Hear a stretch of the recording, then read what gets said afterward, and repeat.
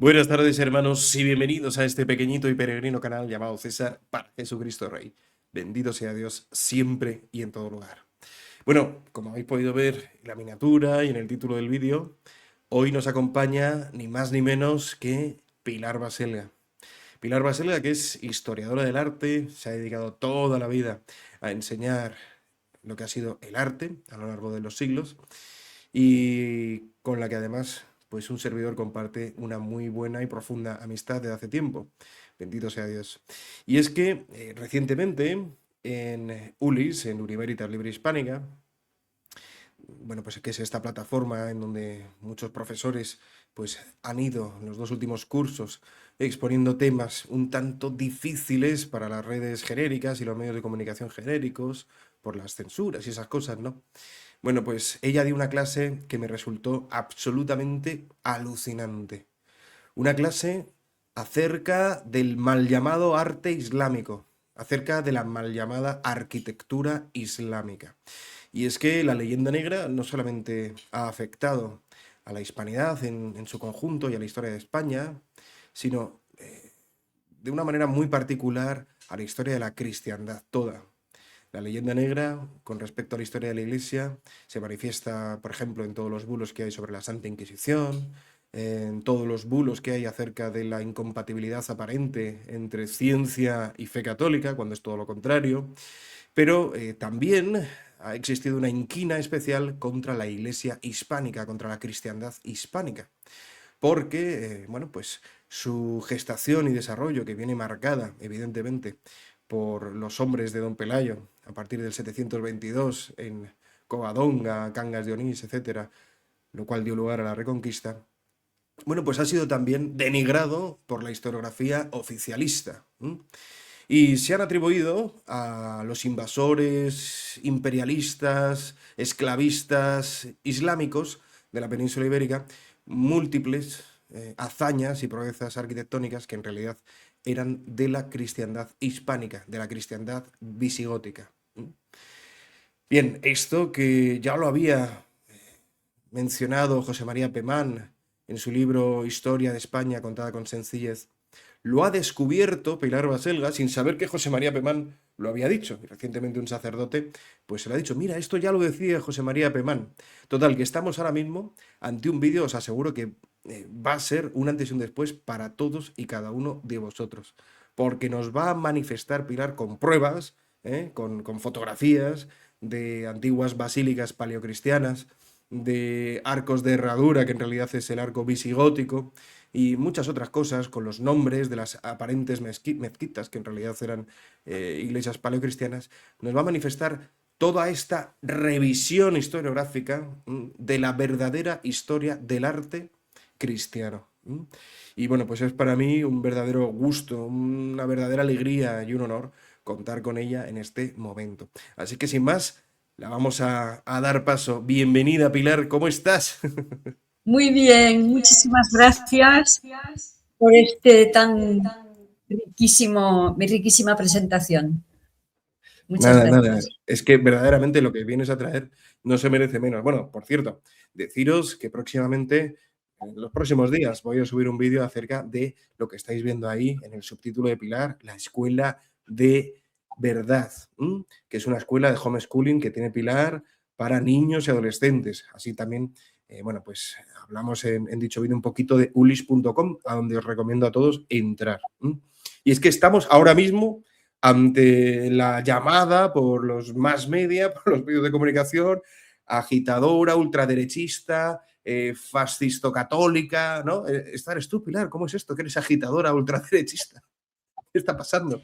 Bueno, pues les gusta, a mí también me gusta agitadora de conciencias, me parece que es algo muy bueno para ser en este mundo de gente comodona, dormida, floja, cada día somos más flojos y yo agitadora, pues me parece muy bien. Me llaman así, pues yo también me llamo así, me parece, Sí, sí, sí. me gusta. Yo De antes me hecho, llamaba toca pelotas, pero agitadora es más fino. es más fino, sí, es más fino y más elegante, más adecuado para lo que quieres transmitir. Y también decir que hay muchas cosas en la vida cotidiana que es mejor agitar antes de usar, ¿no? desde el gazpacho que nos tomamos en España hasta el desodorante, es decir, que agitar en sí no es algo intrínsecamente malo, ¿verdad? Al contrario, ¿no? Es cierto. Bueno, pues como os decía, hermanos, aquí tenemos a Pilar, la cual, pues bueno, pues es una historiadora del arte, tiene también un libro muy importante, ella ya nos contará otro día, si Dios quiere, en el canal su conversión, pero bueno, llegó a la fe católica a raíz precisamente de estudiar a los opositores del Dios vivo y verdadero, ¿eh? Lo que son los satanistas, el arte satanista. De hecho, bueno, tiene también muchos estudios al respecto de cómo el arte contemporáneo ha ido siendo degenerado por las élites sionistas y se ha pasado de buscar la belleza a simplemente buscar el mercantilismo y la especulación por medio de las obras pictóricas, sobre todo. Pero bueno, ese es otro tema, Pilar, interesantísimo también, de lo cual espero que podamos hacer vídeo y que no sea censurado, porque realmente hay muchas cosas gráficas que no se pueden mostrar en YouTube y bueno, no pasa nada, uno lo entiende, pero se pueden decir los nombres de los artistas y las obras en cuestión. Pero hoy nos trae el Islam. Hoy nos trae aquí la llamada arquitectura islámica, el arte islámico, ¿verdad? El Alhambra, la mezquita de Córdoba, Dios santo, qué horror, ¿no? Que No, todavía no, se siga no, no llamando les así. vamos, Claro, sí, no sí, vamos lo a digo a decir propósito. Lo digo a propósito, Pilar, porque es catedral desde hace 800 años, pero todavía hoy tenemos que estar escuchando que se la llame mezquita.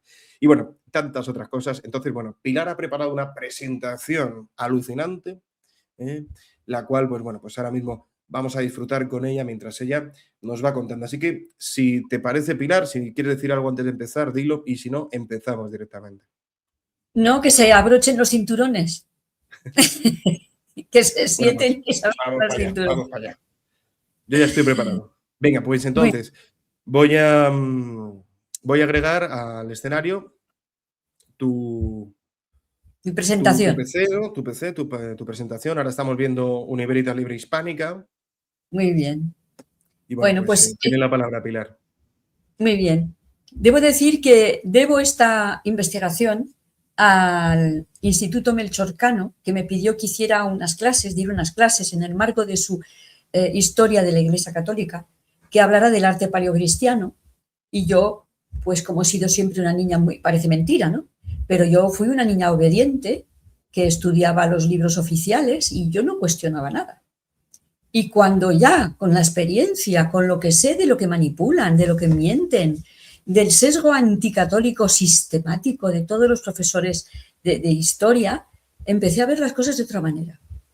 Entonces, en Universitas Libre Hispánica, dentro del curso de El peligro de la nueva invasión, tengo 2 clases sobre el tema del arte y luego en octubre, noviembre y diciembre voy a dar un monográfico, yo sola, no con muchos profesores, sino yo sola, sobre el tema de la verdadera historia del arte, donde voy a contar uno de los capítulos de esas clases es este precisamente. Entonces, esto me hizo saltar de mi silla, ¿no? Mezquita Catedral de Córdoba. Así se presenta el Cabildo, Mezquita Catedral de Córdoba, cuando fue reconquistada Córdoba por Fernando III Santo en 1236. Dentro de 10 años me gustaría que el Cabildo de la Catedral celebrara los 800 años de la reconquista de Córdoba. Hace 800 años que ese edificio es catedral. ¿Por qué lo llaman mezquita? Entonces, luego os daremos el correo electrónico, porque me gustaría que todos los que os parece escandaloso que nuestra catedral, que lleva 800 años siendo cristiana, se la llame mezquita, porque esto es imposible. O es mezquita o es catedral, no puede ser mezquita catedral. Esto es una manera que tenemos los españoles de decirles, vengan a quedarse con lo nuestro. Bueno, pues esto se debe a la historiografía oficial de que dice que el arco de herradura tiene un origen, digamos, oriental, sasánida, bizantino, islámico, así una cosa, un popurrí, no se sabe muy bien.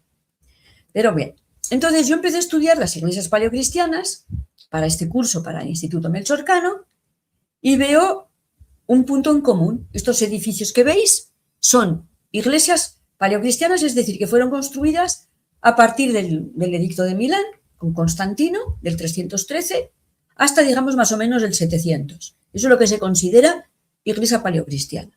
Y como veis, lo que se ve sobre todo en las 4, que son las que tienen una nave central, naves laterales, fila de columnas, arcos y artesonado de madera plano, es la forma basilical que se debe a los edificios de las basílicas romanas. No voy a contar toda mi clase, para eso tenéis que venir a mi curso. Ahora voy a hablar de por qué no podemos aceptar lo que están diciendo sobre la arquitectura islámica. Bien, en el medio, arriba, tenéis el interior de un lugar fabuloso que es la Basílica de San Vitale en Ravenna. Y lo que vemos es edificios inmensos. Fijaros aquí a la izquierda, no sé si lo veis, la proporción. ¿Veis aquí las personas? Esto es San Juan de Letrán. Esto es una de las primeras. O sea, fijaros la altura de estos edificios. Aquí también se ve. O sea, estos son edificios inmensos.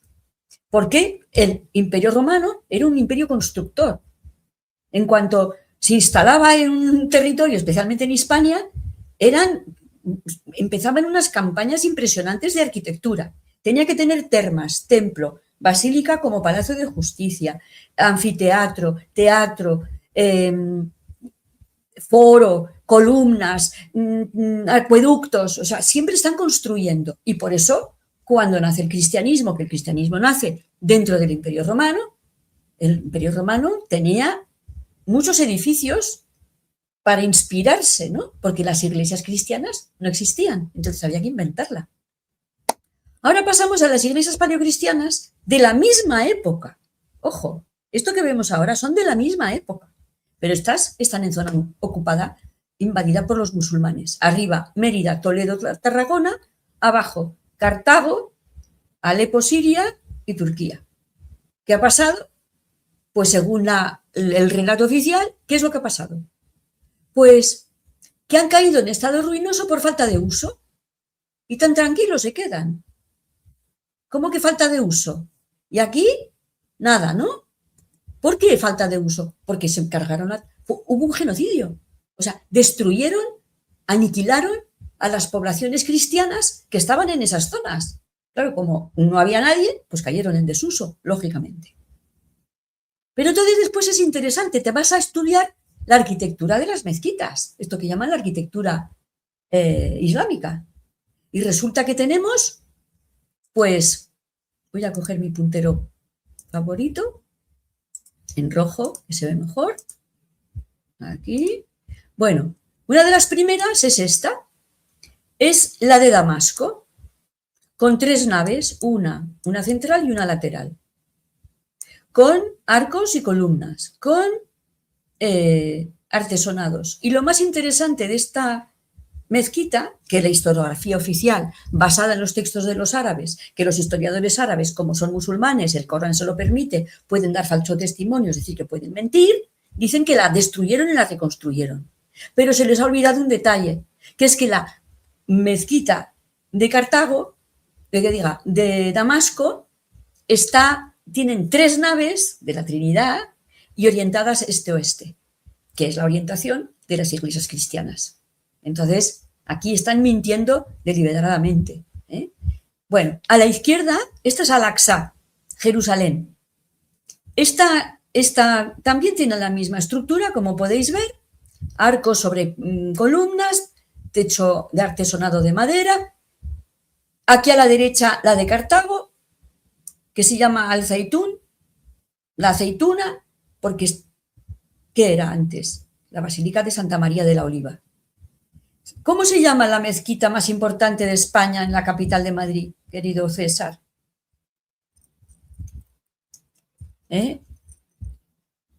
La mezquita de la M30. Perdón, que no se oía. Es la mezquita de la M30, sí. De la M30, bien. ¿Cómo es posible? No tienen nombres. Nosotros, imaginaros que tuviéramos la Basílica de la Nacional 405 o de la Nacional, de la Catedral de la Nacional 7. ¿Pero qué es esto? Pues porque no les importan. Porque las mezquitas son salas de oración y ocuparon con K las basílicas cristianas y se quedaron tan panchos. Ahora lo vamos a ver. En cuanto a esta que vemos aquí, ¿qué es? Esta es la mezquita de Córdoba, que en realidad fue una reconstrucción, digamos, de la Basílica de San Vicente, que era la catedral de Córdoba. Y luego tenemos aquí Salónica, que es la Santa Sofía de Salónica, en Grecia, y aquí Santa Sofía de Estambul. Y ahí, bueno, es otro tipo, pero son edificios romanos también, que es un edificio en forma de cruz griega, con una cúpula muy grande y luego una serie de semicúpulas alrededor para sujetar la cúpula principal. Todo esto que vemos son edificios anteriores al Islam, menos la de la izquierda aquí, menos esta se hizo después, pero veis que es el modelo exacto. Bien. Entonces, ¿por qué los musulmanes no tienen arquitectura? Porque son seminómadas, porque vienen de una, no es civilización, cultura, de una cultura del desierto. Y son nómadas y están a caballo y están en camellos y no tienen arquitectura, no tienen filosofía, no tienen bibliotecas. Entonces, no tienen esa tradición. Entonces, ellos viven en el desierto y con unas alfombras y unas telas y unos palos, pues ya tienen su edificio. Cuando nos vamos a cuál es la arquitectura tradicional, ojo, no estoy hablando ni de Abu Dhabi, ni de Dubái, ni de todas estas ciudades modernas. Estoy hablando de la arquitectura tradicional árabe, porque estamos planteando si el Islam tiene arquitectura o no tiene arquitectura. Entonces, esta es la arquitectura del Islam, que son bloques de adobe y troncos de palmera. ¿Qué es lo que tienen? ¿Qué tienen en el desierto? Pues arena, barro y palmeras. Y con eso se las tienen que apañar. Y están tan contentos, porque no han evolucionado. Quiero decir, estos son, como veis, fotografías contemporáneas. Ellos siguen, esta es su arquitectura. Bien, entonces, sí, Andalucía es como es, porque es lo que piensan todos los andaluces. Ojo, si Andalucía es como es, por la herencia de la presencia musulmana, tendríamos muchas alhambras, muchos patios cordobeses, muchos arcos de herradura en todo el mundo islámico. Y no es así.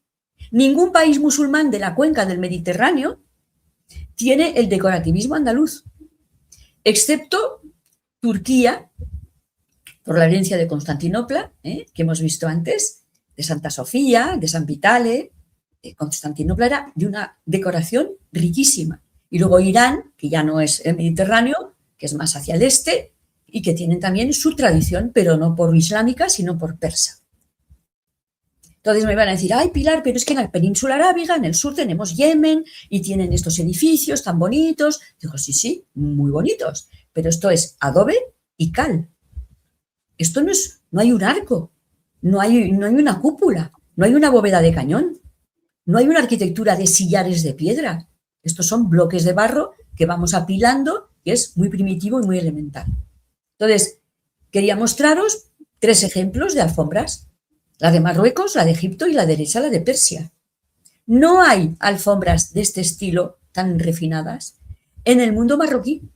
Las alfombras marroquíes y egipcias son geométricas porque son más primitivas.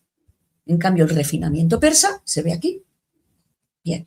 O sea, esto quiero decir que no tiene nada que ver el Islam. ¿Veis? Son estilos diferentes. El más refinado es el persa porque Persia, antes de ser musulmana, era persa. Y es ahí donde está el refinamiento. En Babilonia, en Persépolis, y en la gran tradición persa. En cambio, Marruecos y Egipto, pues, tienen una evolución, como puedes ver, muchísimo más primitiva, más elemental. Bien, entonces, aquí a la derecha tenemos, de nuevo, Yemen. Y a la izquierda, o sea, Yemen hoy. Esto es la arquitectura súper mega bonita de los yemeníes, que está muy bonito. Pero fijaros lo que tenemos a la izquierda. Este espacio tan bellísimo, tan decorado, esto es Córdoba, en el año 1000, o incluso antes del año 1000. Entonces, ¿qué pasa? Pues que Lo podemos ver aquí. No, o sea, Córdoba es como es. La catedral, llamada Mezquita de Córdoba, es como es porque es cordobesa, no porque es musulmana. El decorativismo que tiene Andalucía es por Andalucía, no por el Islam. Porque si fuera por el Islam, tendríamos muchas de estas decoraciones en el mundo islámico y no hay. Bien, bueno, esto ya lo hemos comentado antes largamente. Lo que quería decir es que Roma llega al arco despacito, no se llega a este tipo de arquitectura que ellos lo presentan, esto lo presentan como arquitectura islámica, no, esto es romano, esto es arquitectura romana. Se haya hecho antes, se haya, digamos, ocupado con K, como es el caso de Damasco, esto es Cartago, Estambul, Salónica y Córdoba, o se haya construido después. Esto se construyó después, pero es el mismo estilo, son los mismos, el mismo vocabulario arquitectónico. No han inventado nada. Entonces, los romanos llegan al arco muy despacio.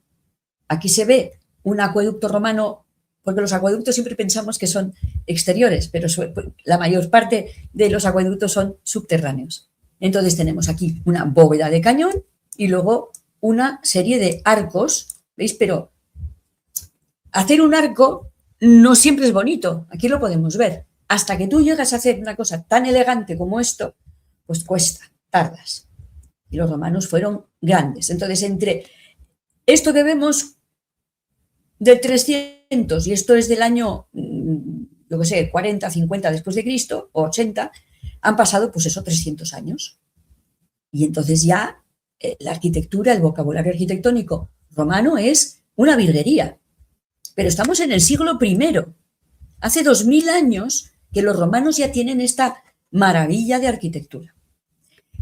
Ay, es que los chinos es una cultura de una gran tradición, 5000 años de civilización. Sí, sí, muy bonitos, ¿verdad? China muy, muy, muy, muy listos, muy civilizados y muy sabios, pero no tienen ni arcos, ni cúpulas, ni bóvedas, ni arquitectura de piedra. La arquitectura de piedra es para hacer la muralla china, pero para los edificios están como los yemeníes, muy elemental. Ponemos unos pilares, ponemos unas vigas y ya está. Y una cubierta y listo. No hay complicación, no se complica. Entonces, cuando en la explanada de las mezquitas se encuentra esta mezquita que se llama la mezquita Al-Aqsa, que fue reconstruida en el año 1035. Podéis ver a la izquierda Santa Sabina de Roma, que es del 300 después de Cristo, claro. Esta es una de las primeras. Esta es de Constantino, que es exactamente el mismo modelo. ¿Dónde está la arquitectura musulmana, islámica? La construyeron, cierto, en el año 1035, porque había caído destruida por un terremoto, lo que tú quieras. Pero evidentemente que ellos no han inventado nada. Y además, si comparamos la elegancia de las columnas acanaladas con su base, su basamento, su capitel, y es un refinamiento que no tiene la de la derecha. Porque estos son unos pilares pues mucho más gordos, muchos más anchos, menos elegantes. Y bien, es muy bonita la de la derecha, pero lo que os digo, es un vocabulario de arquitectura romano copiado por los fatimíes del año 1035. Lo mismo pasa con la de Córdoba. La catedral de Córdoba, llamada Mezquita, pues también es una hilera, hileras de columnas con arcos, que hay un primer arco de abajo, que es un arco de herradura, y el segundo para sobreelevar lo que es la cubierta. Bien, no han inventado nada, quiero decir, ya estaba todo inventado. Hay que saber que los omeyas vienen de Damasco. Los omeyas originalmente son de Arabia. Son nómadas, claro, no tienen arquitectura. Llegan a Damasco, toman Damasco al Imperio Romano, Imperio Romano de Oriente, a Constantinopla, pero lo toman y ahí ocupan la que hemos visto antes, la mezquita de la Basílica de San Juan Bautista de Damasco, la transforman en mezquita. Dicen que la reconstruyen, pero es mentira. Y entonces, en el año 750, sufren una invasión de los abasíes, que son del norte de Persia, de una zona que se llama Jorasán, son ocupados y aniquilados. De esa matanza de la familia Omeya, solo sobrevive uno, que es Abderramán, que escapa por el norte de África y decide conquistar la península. Primero toma Granada y después se instala en Córdoba. Y es a este Abderramán, este Omeya, primero, al que se le atribuye la construcción de este edificio. Pero no es cierto, porque tampoco habían construido el otro en Damasco. Bien, entonces van a decir, bueno, vamos a ver dónde vamos a buscar los primeros arcos, porque hacer un arco hemos visto que los chinos, no, o sea, no hay arcos en China, no hay arcos ni siquiera en India. Los indios no tienen arcos. En África no hay arcos, en América no hay arcos, y si me decís, sí, Pilar, pero hay arcos en el ¿cómo se llama el famoso edificio el Taj Mahal? Pues el Taj Mahal lo hizo un arquitecto persa, no es un indio. O sea, los indios no tienen arcos. Es lo mismo, soportes verticales con piedras horizontales, eso es lo que hay. Bien, pues esto es un templo zoroastriano dedicado al fuego del 300 a.C. Y esto se conoce como la mezquita más antigua. En realidad, la mezquita más antigua debería de estar no en Persia, sino en la península arábiga. Pero ¿qué pasa? Que Mahoma no vivía en una casa de adobe. De hecho, no se conserva la casa de Mahoma ni de su familia, de ninguno de ellos. No hay ningún resto de las construcciones de estos primeros musulmanes. Entonces, cuando te dicen que la mezquita más antigua está en Irán, pues es que no es de nuevo, esto no es arquitectura. Si es del 300 a.C. y Mahoma murió en el 632, pues tampoco es arquitectura islámica. Pero muchas veces te lo cuelan. En los libros de arquitectura islámica te lo cuelan. Podemos ver que no tienen, evidentemente, el refinamiento romano, para nada. Son arcos que están hechos, aquí lo podemos ver, con ladrillo, y además las columnas son unos pilares muy, muy toscos, muy amplios, muy anchos, y no tiene la esbeltez que hemos visto antes en Santa Sabina, por ejemplo, ¿no? Pero bueno, que hacer un arco incluso un poco tosco como lo que vemos aquí y un poco pesado, pues no es fácil, ¿eh? Y los persas pues eran los iraníes. Esta es por ejemplo, la mezquita del Viernes, que está en Isfahán, en Irán, una belleza. Me van a decir, pero la arquitectura islámica. Digo, bueno, pero es que esto es el siglo XVI. Y esto está inspirado de España y Constantinopla. Así que esto no es. Entonces, me meto en Wikipedia, que me interesa mucho ver por saber cuál es la versión oficial, y qué nos pone cuando ponemos arco de herradura. Pues que es un arco de origen sasánida, ¿veis? Ya persa, después a los bizantinos, después los visigodos, pero después el arte islámico y tal. Y entonces dices, bueno, vale, muy bien, pues entonces pues no es español, no parece que sea español, ¿no?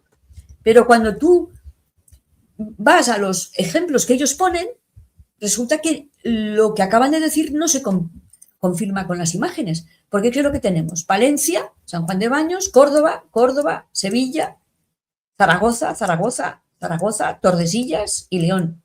Entonces, ¿qué es esto? A ver, un arco no era que el arco era sasánida, pues muéstrame imágenes de arcos sasánidas, muéstrame arcos bizantinos. No los hay, están en España. Esto es muy interesante saberlo. En el año 850, bueno, como os he dicho, los musulmanes entran en la península, pero cuando se establece Abderramán, digamos, se organiza el Estado, el Emirato de Córdoba, y él, en un principio, va a tolerar a los cristianos. De hecho, su secretario particular era un cristiano, era un esclavo cristiano, cuando llega a España. Pero él llega en el 750, y en el 850 los cristianos que eran dimis, es decir, los cristianos tenían el mundo, en el espacio musulmán, en territorio musulmán, estaban sometidos a eso que llaman tolerancia en los libros, pero tolerancia poca, porque tenían que pagar unos impuestos terribles, sufrían humillaciones constantes, su testimonio valía la mitad de un musulmán, no podían arreglar sus iglesias. Si el tejado se caía, lo siente mucho, no podían hacer manifestaciones públicas de su religión. O sea, eran constantemente humillados. Entonces hubo un momento que ya no lo podían soportar y hubo un alzamiento. Y dijeron, nosotros no vamos a permitir que nos sometáis de esta manera, que nos obliguéis a convertirnos, etc. Y entonces hubo una masacre y se llaman los mártires de Córdoba. A partir del 850, durante varios años, estuvieron martirizando a los cordobeses cristianos. Y además se ofrecían voluntariamente. Y entonces, pues, ¿qué pasó? Que a partir de esa fecha empezaron a huir los cristianos hacia el norte, hacia los reinos cristianos. Aquí está el Reino de León, y como entre, digamos, la parte de la cordillera y el Duero, toda esa zona, que sigue siendo un lugar muy poco habitado, en ese momento era un no man's land donde no vivía nadie, los reyes leoneses les van a invitar a estos cristianos a instalarse en monasterios, porque los monasterios son auténticos máquinas de riqueza. El monasterio nace con un pequeño cenobio, con unos pocos monjes. Esos monjes se les da un territorio, construyen unas tierras, construyen un edificio y empiezan a cultivar, a hacer vino, a hacer quesos, a dar trabajo. Gente se instala, tienen gente que trabaja en sus tierras, etcétera. Dan clase, hay escuelas, hay educación. Bueno, es una maravilla. Entonces, estos edificios que vemos, Santiago de Peñalba, por ejemplo, en León, era un antiguo monasterio, no era simplemente una pequeña ermita. Lo que pasa es que con todas las historias de desamortizaciones que tenemos, ya sabemos lo que pasa con los monasterios. Entonces, la pregunta es, los perseguidos por el Islam, cristianos, huyen del califato de Córdoba. ¿Van a utilizar el arco de herradura, que es el arco de su enemigo que los ha torturado, que los ha martirizado? Evidentemente no. ¿Pero por qué se llevan el arco de herradura? Pues porque era de ellos. Porque era de ellos. Y sabemos, porque está ya reconocido por algunos profesores que lo escriben en catálogos de exposición, que el reino visigodo cristiano, una vez que Recaredo se convierte, adoptaron el arco de herradura como el arco específico del cristianismo peninsular ibérico, español. Entonces no hay nada más español, cristiano, ibérico, visigodo que el arco de herradura. Tanto es así que estamos ahora ya en el siglo XII, pues seguimos, aquí estamos en Toledo, una iglesia preciosa, la iglesia de San Román, donde en la antigua se habían celebrado los concilios visigodos. En esta iglesia, en este lugar, bueno, en esta iglesia misma no, porque esta es posterior, desde el siglo XII, pero es aquí en este lugar, donde estaba la iglesia de San Román, donde se convirtió Recaredo al cristianismo. Y vemos unos hermosísimos arcos de herradura. Si el arco de herradura fuera islámico, jamás hubiera tenido esta utilización por parte de la arquitectura cristiana. Más adelante, ahora ya estamos en el siglo XV, en el monasterio de las Clarisas, de Santa Clara de Tordesillas, en Valladolid. Cualquier persona que viera esto diría, uy, esto es un musulmán, esto es islámico, esto es morisco. No, ni es morisco, ni es islámico, es cristiano, español, cristiano español. Cristiano español, ya está. Porque lo tenemos por todas partes. Ahora vamos a venir a una gran diferencia que hay entre Castilla y Andalucía. A la izquierda tenemos un edificio de Valladolid, una iglesia podemos ver, su arco de herradura, sus columnas, y del siglo X. Y a la derecha, del siglo X en Córdoba. ¿Qué diferencia vemos? Pues que de la derecha hay un decorativismo extraordinario que está en Andalucía todavía hoy.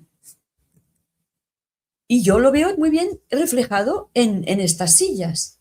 A la izquierda tenemos una silla tradicional castellana, muy sobria, un poco tosca, podríamos decir, austera, sobria, como son los castellanos, de madera maciza y cuero, duro cuero. Estas son sillas que duran toda la vida. Y a la derecha tenéis la silla andaluza típica, que es una silla hiper decorada, monísima, adorable. Esta es una silla tradicional andaluza. Esto no es musulmana a la derecha, no. No hay sillas de este estilo en ningún país musulmán. Esto es andaluz, español andaluz. Nos pasa lo mismo con los patios. Un patio tradicional castellano es como el de la izquierda y un patio cordobés es como el de la derecha. Entonces, el castellano pasea por Córdoba y dice, qué bonito, pero no lo va a hacer en su sitio porque le va a parecer recargado. Y al andaluz, que se pasea por Castilla, va a decir, uff, qué bonito, pero aquí falta color y aquí faltan flores. A mí me gustan las flores. Y no son así. Entonces, aquí lo vamos a volver. Hoy en día, la arquitectura árabe, como os he dicho, como no les interesa la arquitectura, porque son nómadas y nunca han tenido tradición arquitectónica, siguen construyendo hoy en día con adobe, con vigas de palmera, troncos de palmera. Pero es que a la derecha tenemos la Catedral de Córdoba, no voy a decir mezquita, la Catedral de Córdoba, construida, bueno, en esta etapa sí que era mezquita, perdón, en el siglo VIII a X todavía era mezquita. Pero, como veis, este decorativismo, esta exquisitez, este refinamiento, no es islámico, es andaluz. Porque si fuera islámico lo encontraríamos en cantidad de edificios. En Egipto, en Siria, en Jordania, en Líbano, en Irak, no lo hay. No lo hay. Antiguo, ahora sí hay modernos, fijaos. Y como nosotros hemos sido tan tontos, les hemos regalado nuestro arco de herradura y ellos se han adueñado del arco de herradura. A la derecha tenéis la mezquita Malik ibn Anas, que está construida en Cartago en el año 2000. Nosotros ya es hipermoderno. Pero veis que si miráis la de la izquierda en San Cebrián de Mazote, en Valladolid, que es arte, que se llama arte mozárabe de repoblación, del 910, tiene la misma estructura. No han inventado nada. Lo único que tiene es más decoración. Que si San Cebrián de Mazote estuviera en Andalucía, estaría hiper mega decorado, porque es así. Entonces nos hemos dejado robar el arco de herradura. Fijaos, cuando uno visita Marrakech, uno de los lugares más espléndidos, realmente impresionantes, son las tumbas saadíes, que tenéis aquí a la izquierda. Las tumbas saadíes. Construidas, pues se crearon en el siglo XVI. Y cuando preguntas, no se sabe muy bien quién lo construyó, pero si tienes un buen guía, te dice, esto es arquitectura española. Yo he tenido la suerte de tener guías que me han dicho, no, esto es arquitectura española. Porque saben que los artistas artesanos que hicieron esta maravilla de las tumbas saadíes venían de Andalucía, especialmente de Sevilla. Y lo que tenéis a la derecha es una de las salas de protocolo con una decoración maravillosa de los Reales Alcázares de Sevilla, pero que es del siglo XIV-XV. Acordaos, 14-15, desde 1238, Sevilla ha sido reconquistada por Fernando III el Santo. Entonces no podemos hablar de que esto es musulmán o islámico, no, esto es andaluz, no es andalusí, porque al andaluz es el nombre que le dan los musulmanes a Andalucía, a ese territorio, a la Bética, que llamaban los romanos, a la Bética. ¿Cómo se llama el equipo de fútbol? El Betis. El Betis era el nombre del Guadalquivir. Entonces, lo que vemos aquí es los mismos artistas, que son artistas andaluces, sevillanos, españoles, cristianos. Son cristianos los que hicieron las tumbas saadíes de Marrakech.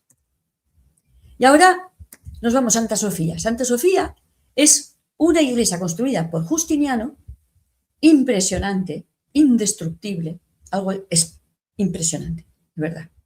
En el año 555. Esta no se la han podido adueñar, ni le han cambiado el nombre.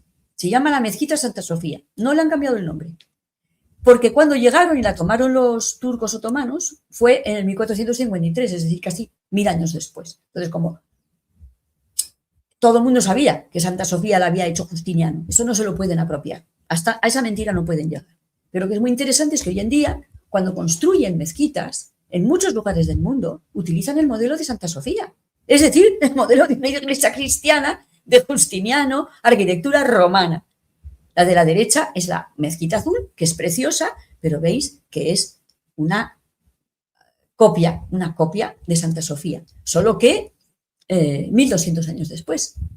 Lo que sí inventan son los minaretes, que los minaretes son para llamar a la oración. Nosotros llamamos a la oración desde los campanarios, porque tenemos campanas, pero ellos no saben hacer campanas, entonces llaman con la voz, porque hacer una campana no lo sabe hacer cualquiera. Es algo muy complicado. Bien, entonces quería terminar con la casa de San Pedro, para dar un ejemplo de que la casa de Mahoma no se conserva, ni la de sus herederos, porque no tenían arquitectura. Tenían, pues eso, casitas de adobe, jaimas, no les interesaba. Entonces tú no te puedes inventar. Si, para llegar a lo que hemos visto de la arquitectura romana, han hecho falta siglos de dale que te pego con la piedra hasta conseguir hacer estos edificios. La casa de San Pedro, que está al lado de un lugar maravilloso, junto al mar de Galilea, en Cafarnaúm, está cuidada por unos monjes franciscanos que están aquí cuidándolo, y donde esta es una iglesia que se ha hecho ahora, octogonal, que está sobre pilares para no destruir esta parte donde hicieron una pequeña iglesia sobre lo que había sido la casa de San Pedro. Bien, este conjunto tiene 2000 años. Ahí estaba San Pedro hace 2000 años y ya tenían arquitectura de piedra. La casa de San Pedro era de piedra y se conserva. Muy bien, pues esto es lo que tenía que decir. Casi nada, Pilar, Dios santo. Qué absoluta maravilla. Bueno, agradecértelo enormemente, por favor, decidnos en comentarios qué os parece todo esto y qué ideas se os vienen a la cabeza después de haberla escuchado. Yo quisiera decir 3 cosillas. Una, sencilla, que mi padre estuvo en Tierra Santa. Mi padre, en paz descanse, estuvo en Tierra Santa. Y recuerdo nítidamente que me dijo que, bueno, hay algunas cosas en Tierra Santa que no se sabe bien si son estas. El Monte Tabor se sabe que es el que es, ¿no? Pero me acuerdo que me dijo, la casa de San Pedro se sabe que es esa. Se sabe, no recuerdo por qué razón, pero se sabe con certeza absoluta, ¿no? Y bueno, pues es bonito que sea quizá porque haya sido construida en piedra. La segunda cosa es que un servidor tuvo la suerte de estar en Siria, Pilar, en 2010, antes de que estallase la guerra. Todavía no era cristiano, mi conversión fue en 2011, ¿no? Pero me acuerdo que ese viaje me ayudó porque cuando yo contemplé a los musulmanes así a granel, ¿no? Recuerdo un pueblo que se llamaba Hama, que era profundamente integrista, me dio mucho terror, mucho mal rollo, diríamos en España. Ver escaparates de abrigos para mujeres y todos los abrigos negros, es decir, era todo como muy inhumano, ¿no? Bueno, pues en aquel viaje visité la mezquita de Damasco, que no sabía que estaba orientada al oeste, como lo están las iglesias católicas, porque es hacia el sol naciente, es decir, hacia donde sale el sol, que es Cristo, por eso se orientan hacia el este, ¿no? Bueno, eso es ad orientem, ¿no? El altar tiene que estar ad orientem. Bueno, pues no sabía, te agradezco que lo hayas contado porque no lo sabía. Y en esa mezquita de Damasco, llamada Mezquita de Damasco, que era un templo paleocristiano, está todavía a día de hoy, que yo la pude ver, la cabeza de San Juan Bautista, según la tradición. Está ahí la cabeza de San Juan Bautista que los musulmanes pues también de alguna manera veneran porque comparten con nosotros de forma tergiversada parte de los personajes de la historia de la salvación. Bueno, decir también que en ese viaje a Siria visité un monasterio que estaba horadado en la montaña desde el siglo III. Para entrar en dicho monasterio había que inclinarse y pasar por un túnel muy estrechito, de manera que no podía ser conquistado, era inexpugnable. Había sobrevivido a todas las invasiones musulmanas y seguía habiendo monjes ahí ininterrumpidamente desde el siglo III.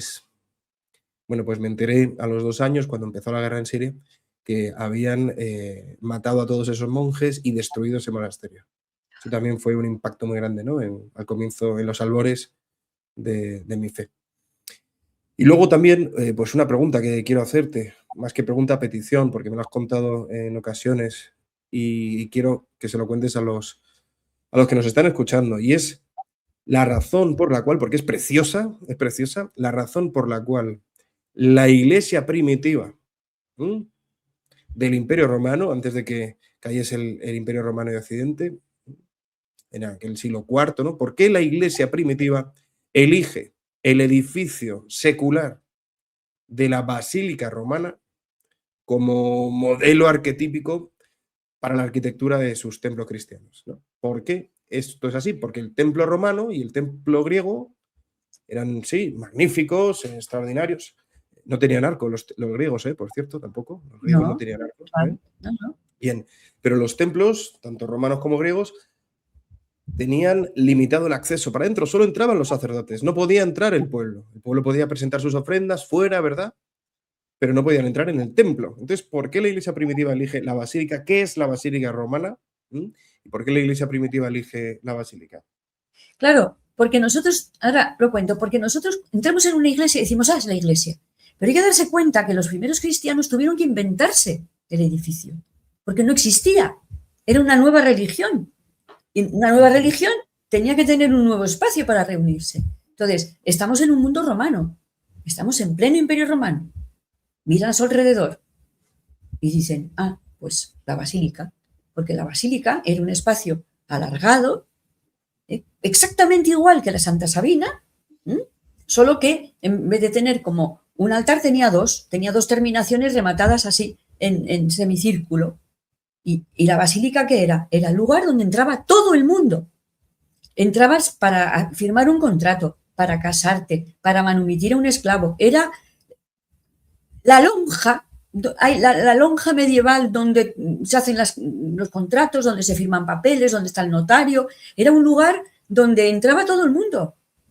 Entonces, es que es interesante, en la mentalidad del romano, el único lugar donde entraba todo el mundo abiertamente, sin problemas, podía entrar un esclavo, un rico, un pobre, un desarrapado, da igual.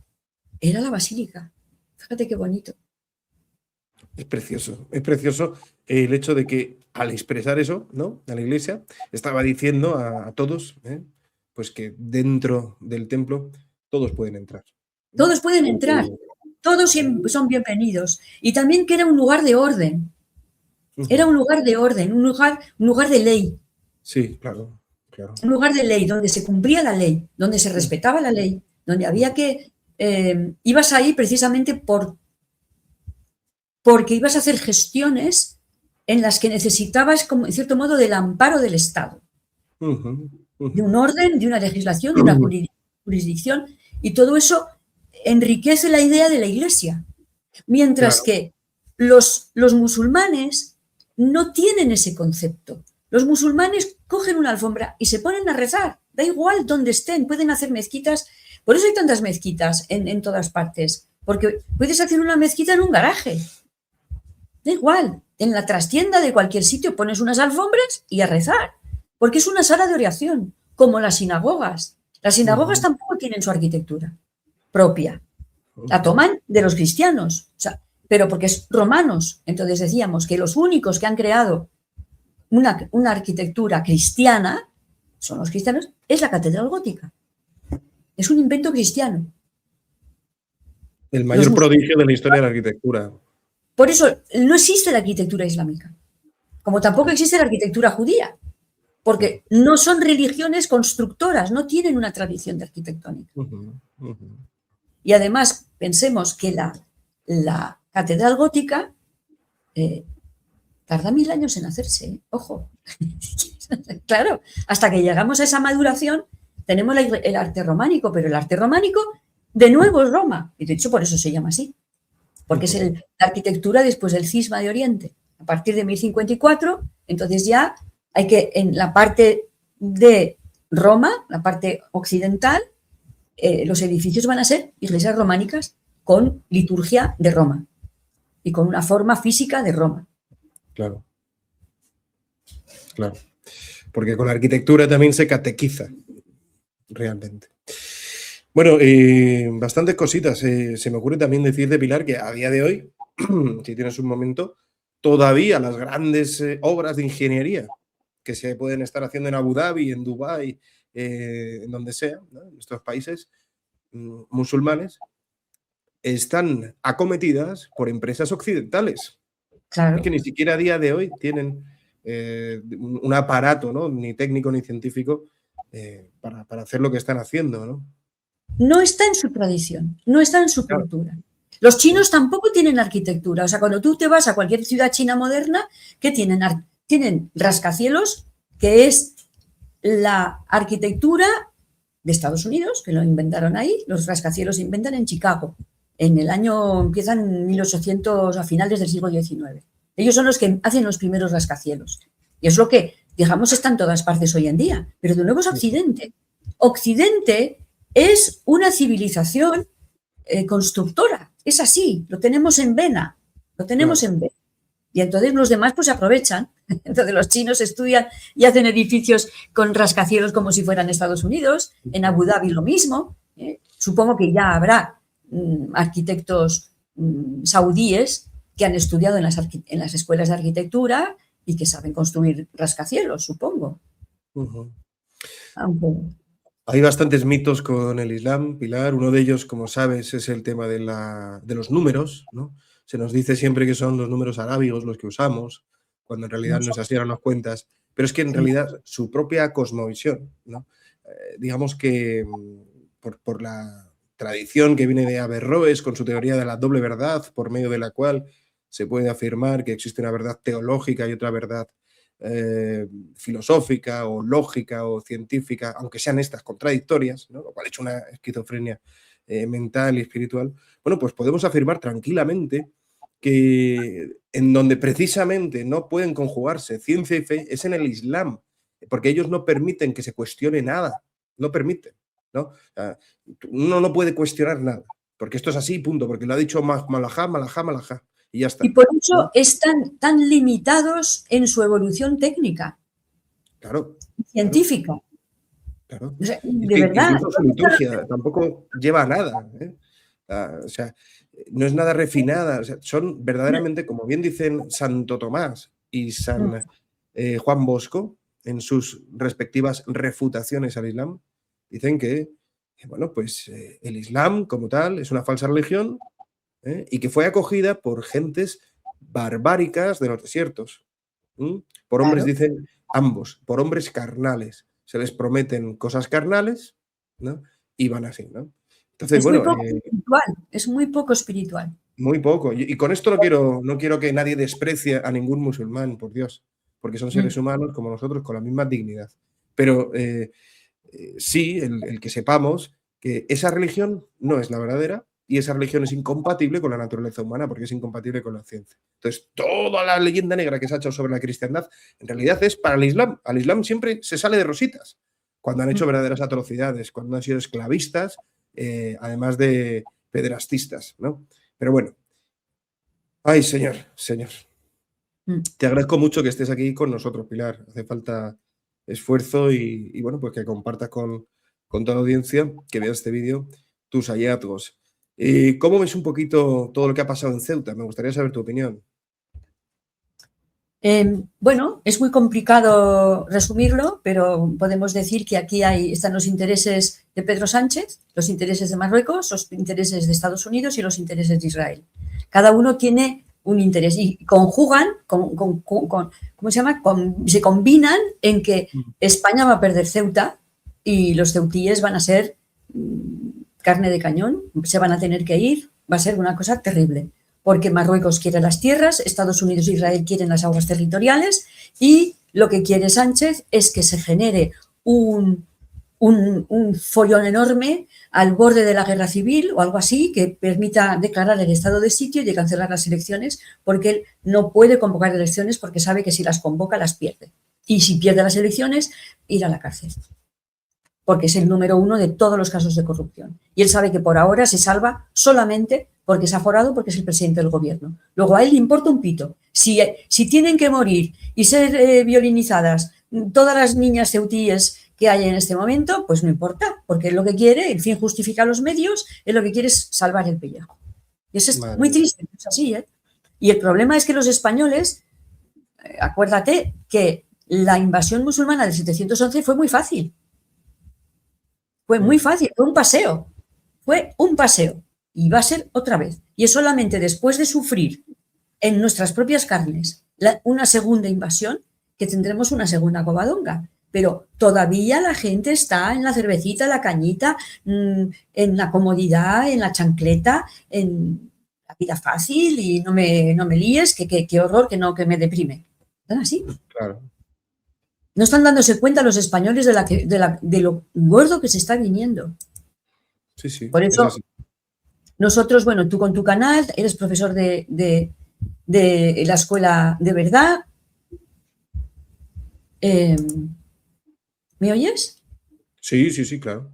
Ah, es que se me ha congelado. Vale, pues eso, yo hago lo que puedo, tú haces tu canal, yo hago estas clases, estas publicaciones para despertar a la gente de que es muy peligrosa la situación en la que estamos. Y la gente no lo está viendo, no lo quiere ver. Ya estamos cuesta abajo y sin frenos, pero muy, muy grave. Sí. Bueno. En fin, que Dios nos ayude y bueno, pues no permita que nos apartemos de él, ¿eh? Y que todo hombre que lo busca con sincero corazón lo encuentre siempre y que no nos falte su gracia, porque sin él no podemos hacer nada. Y ya está, y cada día su afán, siempre lo digo, Pilar, en todos los vídeos, el momento histórico en el que vivimos es absolutamente terrible, es el peor de la historia con mucho, es donde más acampa el mal a sus anchas, pero donde abundó el pecado, sobreabundó la gracia. Yo espero el segundo Pentecostés, espero que el cielo actúe, porque si no, no hay remedio para esta humanidad cada vez más alejada de Dios y por tanto de sí misma también. Pero bueno, daría para mucho y yo creo que podemos dejar por aquí el vídeo. Lo dicho, te agradezco muchísimo, ha sido absolutamente interesantísimo. Os animo a todos a entrar en ULIS, a entrar en la escuela de verdad también. Y también os muestro el correo electrónico del Cabildo de la Catedral de Córdoba, ¿vale? Ahí lo tenéis, comunicación@Cabildo Catedral de Córdoba. Por lo menos en el correo no dicen mezquita, menos mal. .es, ¿eh? Entonces, bueno, pues quien quiera que en la web oficial de la Catedral de Córdoba se retire la palabra mezquita, mezquita-catedral, pues puede escribir a este correo, porque verdaderamente es una injusticia histórica, teológica y de todos los órdenes, ¿no? Porque solamente ha sido 2 siglos mezquita. Sí. Y que es muy peligroso. Porque se lo estamos poniendo en bandeja. Se lo estamos poniendo en bandeja. No es mezquita desde hace 800 años, punto. No se puede llamar eso mezquita. Y además, la construyeron cristianos. La construyeron cristianos, Pilar. Encima, la construyeron cristianos y cuando la construyeron, lo que hicieron fue repetir lo que había ahí antes, porque los omeyas, Abderramán, no tenían arquitectura. Entonces ya está bien. Porque hayan rezado ahí musulmanes se convierte en mezquita. No, ahora es catedral, desde hace 800 años. Y no penséis que eso es poco. Si nos ven, no sé, 10.000 personas y conseguimos que varios cientos, que es muy fácil, mira, lo tenéis ahí, comunicación@cabildocatedraldecórdoba.es. Y decís, no estamos de acuerdo, no quiero que se llame a esta catedral mezquita, porque no es una mezquita hace 800 años que es una catedral. Basta ya. Y reciben así, ¿se imaginan el cabildo que reciban de repente 300 mails diciendo lo mismo? Yo creo que podemos conseguirlo, ¿eh? Podemos conseguirlo. Pues sí. No hay que pensar que no podemos hacer nada. Lo poco que podemos hacer es mucho y hay que hacerlo. Bueno, Pilar, pues un abrazo enorme, muchas gracias. Espero verte pronto nuevamente por el canal. Tienes que contarnos tu conversión, tienes que contarnos también la degeneración del arte contemporáneo, diabólica, satánica y en fin, demoníaca. Y tienes que contarnos también, no sé, alguna cosita más que tenemos en el tintero, pero bueno, poquito a poco. Muy bien. Muchas gracias a todos. Adiós. Adiós, y a Pilar. escribir al cabildo, a escribir al cabildo ya mismo. Ahí. No cuesta nada, que tardamos 2 minutos. Bueno, pero podemos hacer muchísimo. Y si queréis escribir a Pilar, me ha dicho también antes del vídeo que, bueno, pues para cualquier cosa podéis escribir ahí a su email, ¿vale? pilarbaselga@gmail.com. Vale. Bueno, un abrazo, Pilar. Nos vemos pronto. Adiós. Adiós. Gracias.